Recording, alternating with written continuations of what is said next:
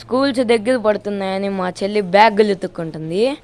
బ్యాగులు ఉతుక్కోవడమే కాకుండా ఇక్కడ ఉన్న నీళ్లు మొత్తం అవగొట్టేసింది.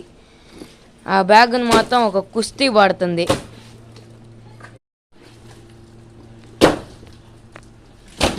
పాపం మా చెల్లి ఉతుకుతా జారిపోయింది.